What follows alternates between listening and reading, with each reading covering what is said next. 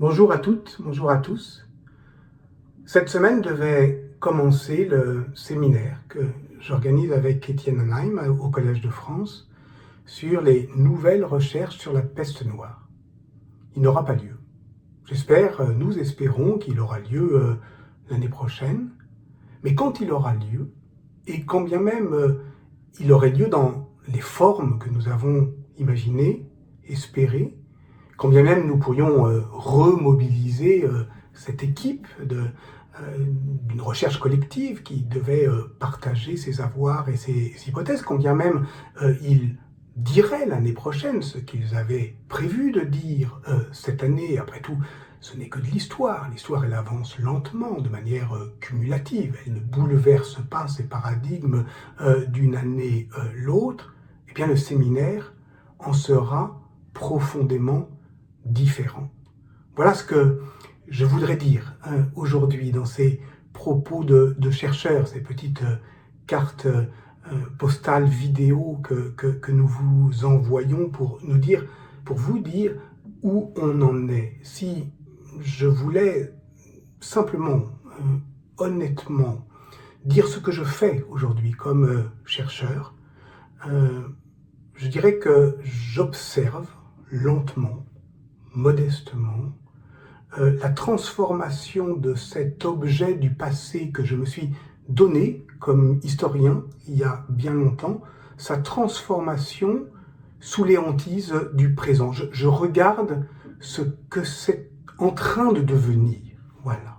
Parce que, évidemment, c'est du passé que je parle, évidemment, puisque je suis historien, puisque je dois mettre en récit des événements qui ont eu lieu.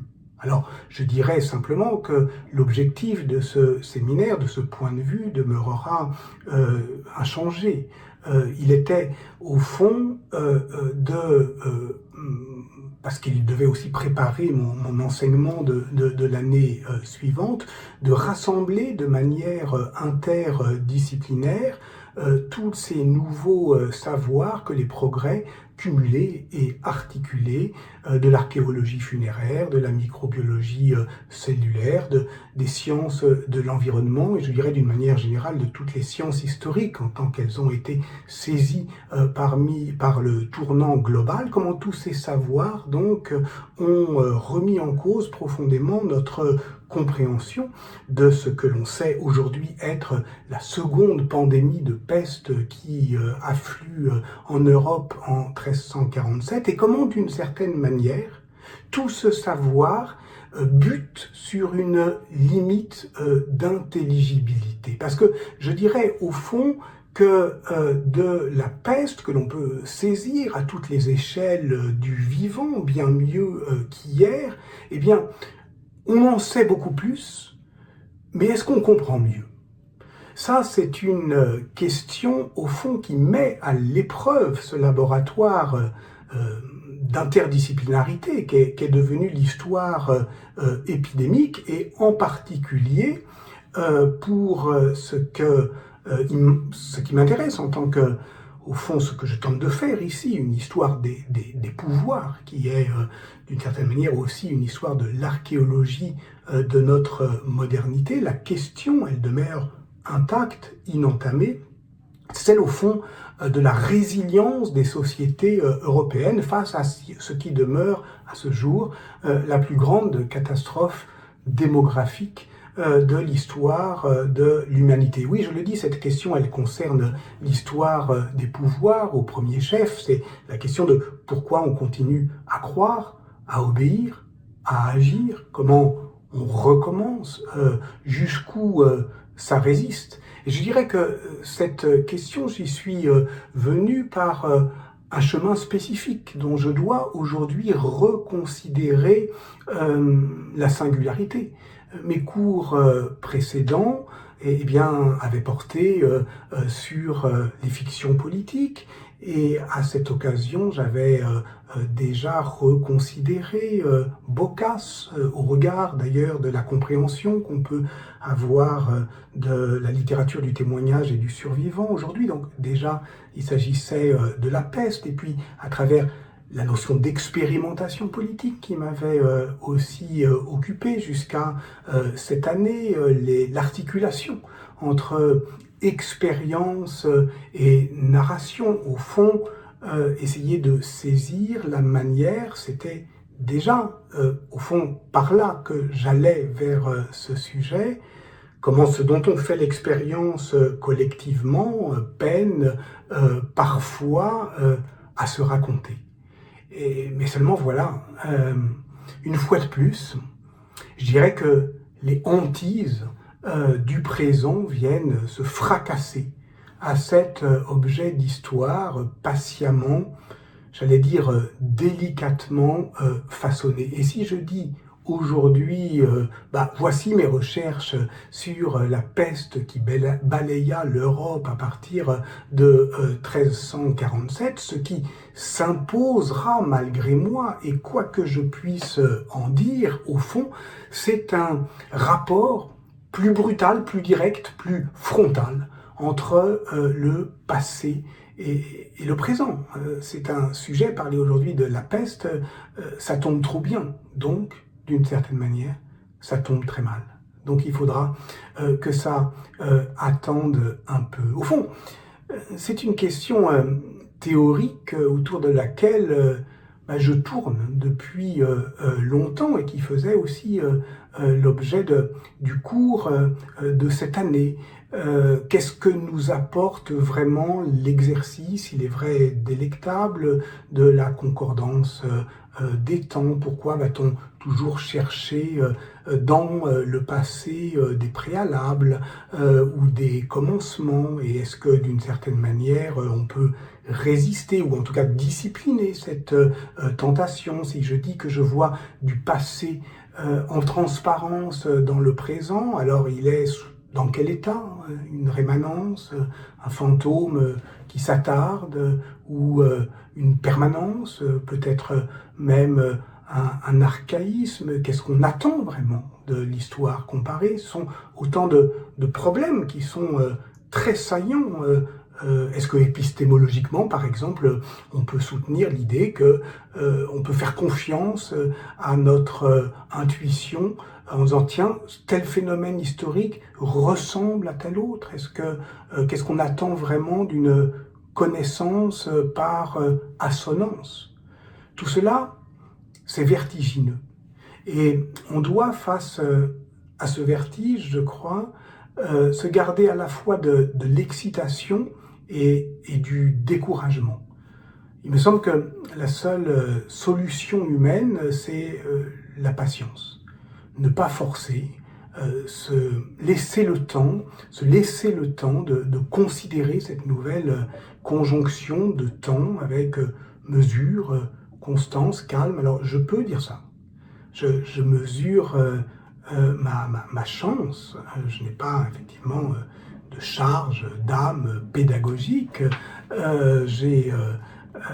Tout le monde n'a pas cette capacité de ne pas se précipiter parce qu'il y a des urgences vers lesquelles on doit se précipiter. C'est une chance, mais c'est aussi une responsabilité, et en l'occurrence, je crois, une responsabilité de chercheur, que de dire qu'aujourd'hui, il n'y a pas d'urgence à produire de l'histoire, des discours sur l'histoire, du savoir sur les événements historiques. Mais il y a une nécessité, et peut-être même, là oui, une urgence, à penser, c'est-à-dire à repenser, puisque tout a déjà été pensé, le rapport entre la discipline historique et notre condition historique. Et dans le cas présent, je le répète, au fond, penser le rapport entre la transformation de l'expérience que nous avons d'un événement du passé sous le regard de nos hantises contemporaines et de notre capacité à restaurer notre puissance de narration. Voilà ce que je voulais vous dire ici, de loin. Je le fais depuis ce lieu, le Collège de France, je le sais bien, enfin en tout cas virtuellement, où plusieurs disciplines donnent des sens différents à ce que je viens de dire, observer, expérimenter. Je sais que l'histoire n'est pas une science expérimentale, mais je sais aussi qu'elle peut organiser des expériences de pensée. Nous vivons en ce moment une expérience de pensée séparément les uns des autres, mais il n'y a pas de protocole établi qui permette au fond d'en tirer à coup sûr les leçons. Alors j'avais prévu d'achever mon cours de cette année autour de ce texte extraordinaire que j'avais d'ailleurs abordé lors de la première leçon du 7 janvier, je crois qu'il s'appelait Qui racontera notre histoire. C'est le texte de Walter Benjamin, le conteur, en 1936, qui, vous vous en souvenez peut-être, pour celles et ceux qui l'ont lu, eh bien, par de l'expérience au fond de ceux qui reviennent des tranchées et qui ne savent pas dire ce monde, ce qu'ils ont vécu, ce que ça a transformé en eux, qui sortent muets de l'expérience. Et Benjamin décrit au fond ces temps où on informe beaucoup mais on raconte peu, et il a cette phrase terrible sur laquelle au fond, je voulais terminer, le cours de l'expérience a chuté. Or, nous y sommes confrontés à ce crack qui a aussi inévitablement, enfin qui risque de produire un effondrement intime. Le cours de l'expérience a chuté parce que, au fond, voilà au fond peut-être pourquoi cela n'avait pas de sens pour moi d'enregistrer également ces deux derniers cours, parce que cela n'a pas de sens quand le cours de l'expérience est en train de chuter, de poursuivre sur un mode dégradé ou diminué ce qu'on avait prévu de faire. Non, ce qu'il faut, c'est inventer une autre manière de faire. Et puis, si on nous demande aussi de dire notre vie de chercheur en ce jour où nous sommes confinés, c'est aussi un principe de responsabilité que de rappeler que tout n'est pas disponible depuis chez soi, que l'exercice concret de ma discipline nécessite la fréquentation de fonds d'archives, de bibliothèques, c'est-à-dire de documents du passé et de celles et ceux qui les étudient. Et que, au fond, si on ne l'a pas, si on en est privé, pour de bonnes raisons, comme aujourd'hui, on ne peut pas faire comme si.